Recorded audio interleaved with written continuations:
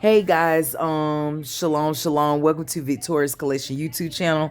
Please like, share, and subscribe and hit that notification bell. I'm here at my brother's house with my brother and my mom.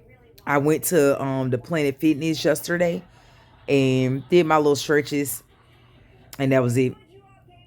And now my car went to doing, how about I wasn't keeping my motor oil filled, and I always keep my fluids topped off.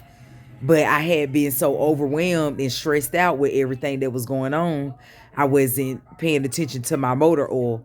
All of a sudden it started knocking, and my brother was like, that's your oil. You probably dry on oil. And he was right. Go in there, open up the, cause mine's is SAE 5W30. That's the motor oil that it take. That shit was just like get.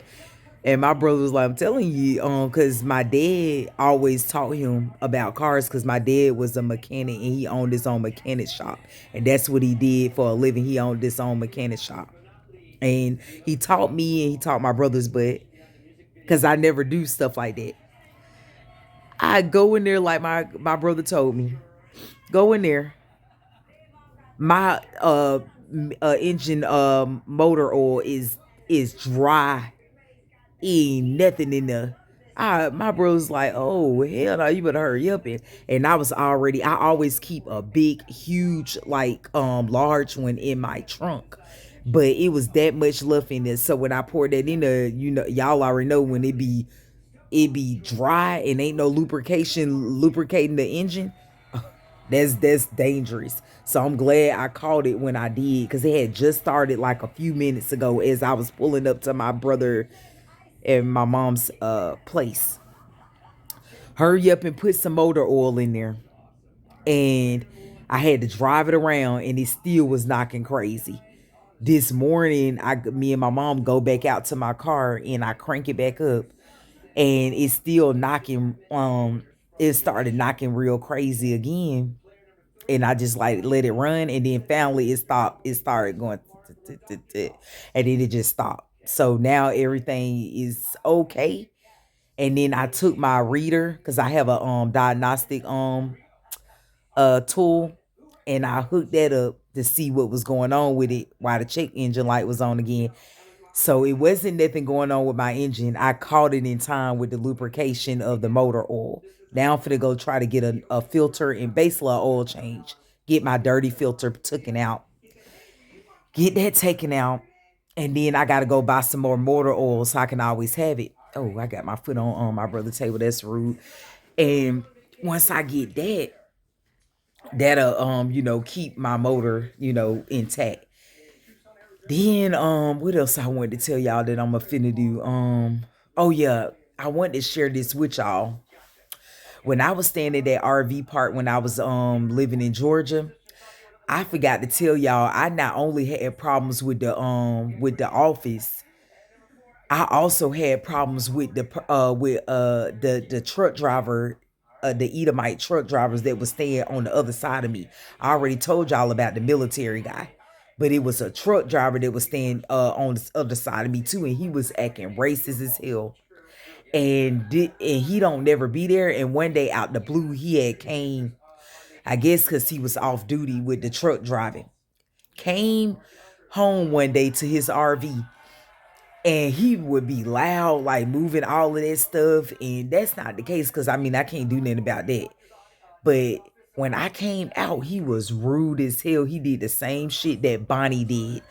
Her name is Bonnie, and she worked at the Byron Georgia RV park. It's called the Interstate Byron Interstate RV park, and her name is Bonnie, and she's the assistant to the manager that's in there. And I forgot the manager name. I don't like neither one of them. But Bonnie is rude as hell, and she knows the guy that transported Mr. Dennis. He's super sweet.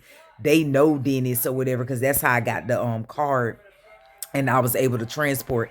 He wanted to see. They finally had reached out to me after I moved with family on family land. They finally had told me that I could come immediately at an RV park and I could start working as a camp host. But when I asked Dennis how much he'll charge the transport, he said $600. So I'm glad my cousin went on and helped me out, and I'm just with family now. So anyways, make a long story short, I come out of my RV at the time when I was staying over there. He's staring me down. I ain't know he was staring at me until I looked back to make sure I wasn't, because something just told me to look back, because I was looking back, and as I was moving forward, I looked back, and then as I'm looking back, the white Edomite that's a truck driver that stayed next to me, he just looking at me like this, like that, and I was like, that same shit that Bonnie did to me that work in the office. So I looked back at him. I said, like that. I did it. It's just like that. I said like that. And I did like that the whole time. And as I was driving and coming around the curve, and he was standing outside of his RV, he just kept, and he stayed real close to my RV because we're neighbors. And he did me just like that, and just kept staring at me nasty, just like that, until I pulled all the way off there, off the RV park. I said, yeah, that's why I had moved. I was like, I ain't finna deal with this shit. And then also I didn't have $450 every month. Now I'm staying with family on family land. I ain't gotta worry about shit like that. So I wanted to share that with y'all. That's why I had to leave. I was like, I'm not gonna do is tolerate racism and you making me feel uncomfortable. Second of all, I don't even want to be on nobody else's land, and I'm not comfortable.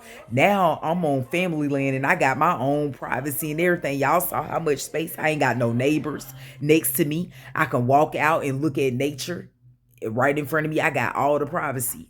So, and my cousin finna start moving more family members on there as they buy their RVs and mobile homes. But right now I'm the only person on the land. So when I walk out and I look left to right, I ain't got no neighbors.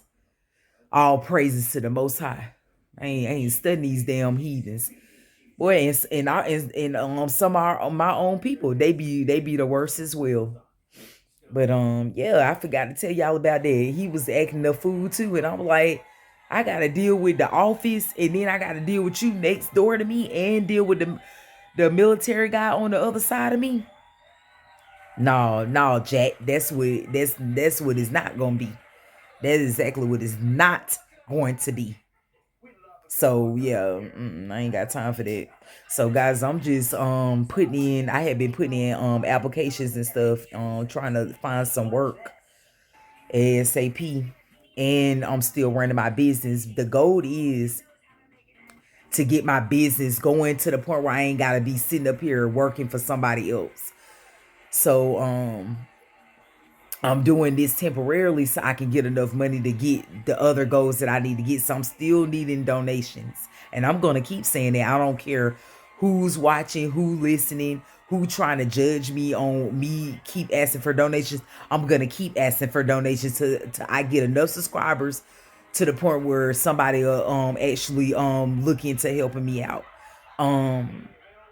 What else I'm trying to do? I'm trying to get a towing vehicle, because right now temporarily I got everything else covered now, but I need money for a towing vehicle. I need to go out and start looking for a towing truck, or a Chevy Tahoe or Expedition SUV truck that can pull that size RV.